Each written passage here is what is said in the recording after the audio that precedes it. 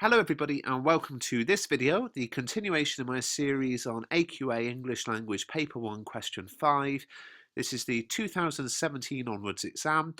As you know, this question is either narrative or descriptive, and what I've been doing in this series is breaking down the highest mark band and the skills which you need to demonstrate to get those highest marks, one of which is sustained crafting of linguistic devices.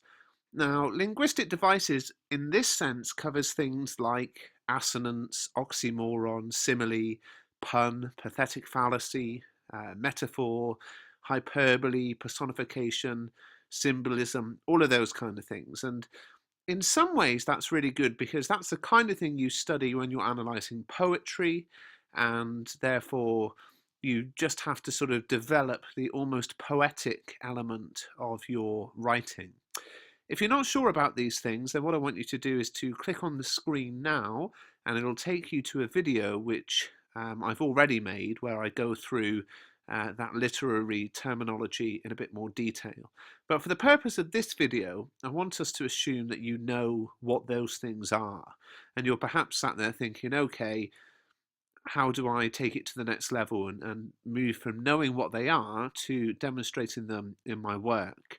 And the key thing really here for me is this word sustained. So the highest part of the mark scheme, the highest band, needs you to have the sustained crafting of linguistic devices. Below that is the conscious crafting of linguistic devices. And what that basically means is the band below this is people who do a bit of writing and then think, right, I want to throw a metaphor in there. I want to make sure I start with some, pathetic fallacy or something like that. It's people who just try to add one or two things.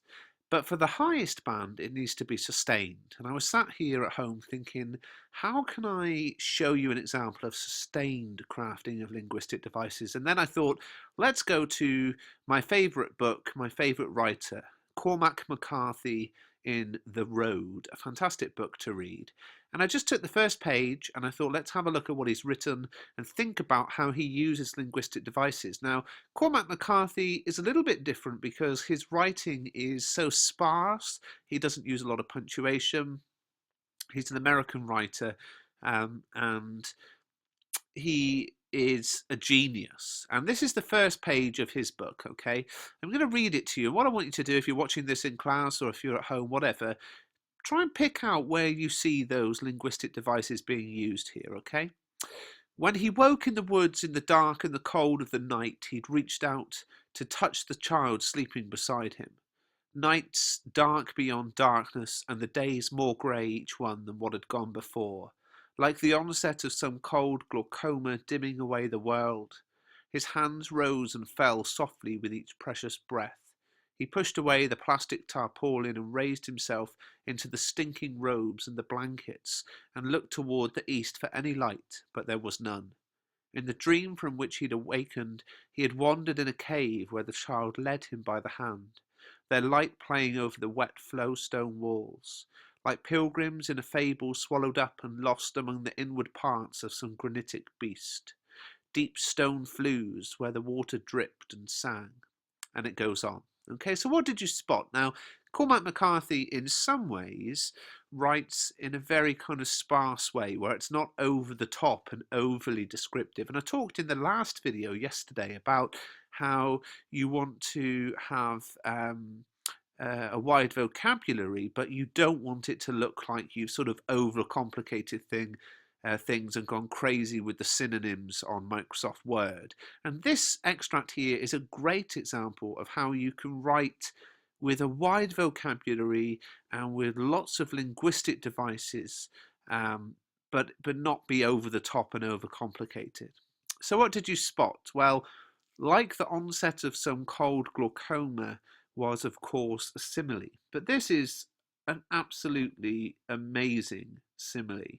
So basically, what the writer's trying to portray is that the nights are becoming darker and the days are becoming darker. So this is a post-apocalyptic novel set in a dystopian kind of future, and there's been some kind of nuclear attack of some kind, and the Earth's atmosphere is being destroyed and getting worse and worse. And basically, the writer is presenting this idea. Remember, this is the first page of the book. So the writer's presenting this idea that things are getting worse and worse, greyer and greyer, and uses this simile, like the onset of some cold glaucoma dimming away the world. Now, glaucoma, or glaucoma, as some people might say, is a degenerative eye disease where slowly but surely your vision dims and clouds up.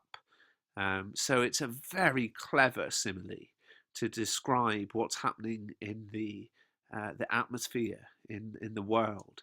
So that's an example of not just sitting there thinking, I'll throw a simile in, so it was as grey as, then you think, what, the sky was as grey as an elephant there. I've used a simile. It's thinking about inventive choices as well as using the devices. A little bit later on, like pilgrims in a fable swallowed up and lost among the inward parts of some granitic beast. So another simile, like pilgrims in a fable, and granitic beast being a a metaphor.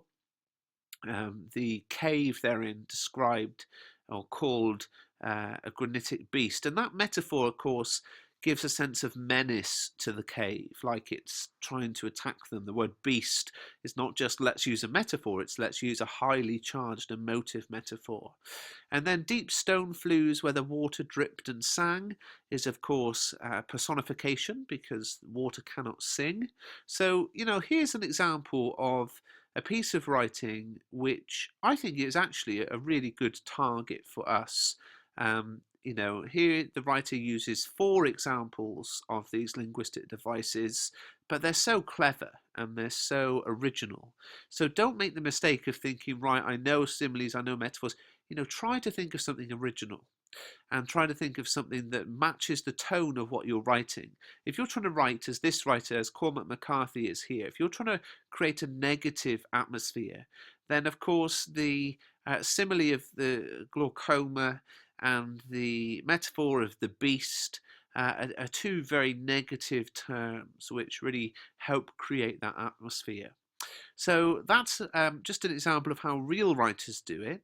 And I do recommend you pick up my guide to English language. It's £3.99 at mrbruff.com or amazon.co.uk. Over 100 pages, and it includes links to exclusive videos which you can only see if you buy the book. The last thing to say, guys, is that if you want to hit the top mark band for this question, okay, so if you're sat there and you're thinking, right, I want to get the highest marks, then you've got to have sustained crafting of linguistic devices. And the only way you're going to get that is through practicing. So as you're writing in class, as you're writing at home and practicing, don't just think, I want to start, have a metaphor, have a this. Just try to write in a way where, let's say, every paragraph has some example of a linguistic device. And that they're not all just isolated different linguistic devices, but the overarching atmosphere or tone or mood that you're trying to create, all of them tie in with that so that it has this powerful effect on the reader and ultimately, when you do the exam, on the examiner.